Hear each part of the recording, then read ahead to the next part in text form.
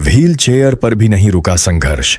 13 दिनों से अन्न त्याग, फिर भी समाज के बीच पहुंचे महिपाल सिंह मकराना। बोले, मैं रहूं या न रहूं, लेकिन 3 अगस्त को जयपुर जरूर आना। नमस्कार, आप देख रहे हैं करणी सेना news Madhya Pradesh. UGC rollback की मांग को लेकर निकली सवर्ण न्याय यात्रा अब अपने अंतिम और सबसे महत्वपूर्ण पड़ाव पर पहुंच चुकी है। लेकिन इस यात्रा से जुड़ी एक ऐसी तस्वीर सामने आई है जिसने हजारों लोगों को भावुक कर दिया। वो तस्वीर है संघर्ष, त्याग और संकल्प की। वो तस्वीर है महिपाल सिंह मकराना की, जिनकी तबीयत लगातार बिगड़ती जा रही है। डॉक्टरों ने उन्हें पूर्ण आराम करने की सलाह दी है, लेकिन समाज के लिए उनका समर्पण ऐसा है कि अस्पताल से निकलते ही वे फिर से अपने लोगों के बीच पहुंच गए।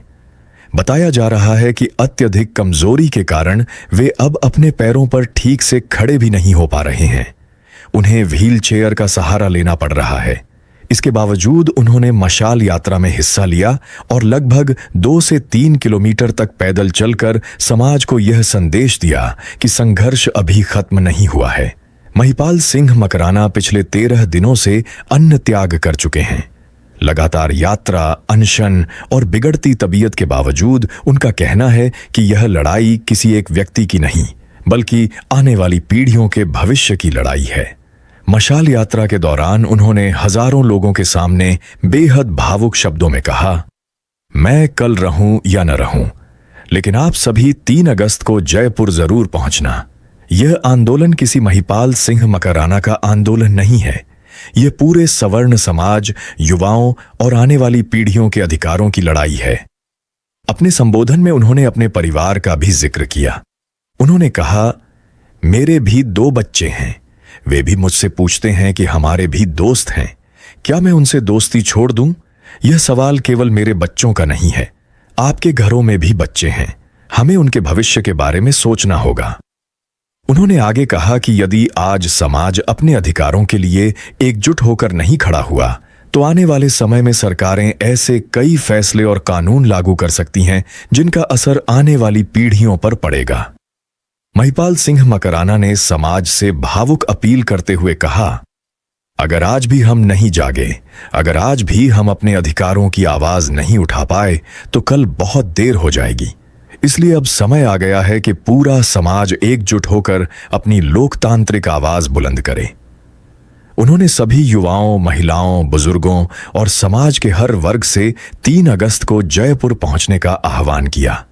उन्होंने कहा, 3 अगस्त को जयपुर के रावण गेट के सामने सभी लोग एकजुट होकर एकत्रित होंगे।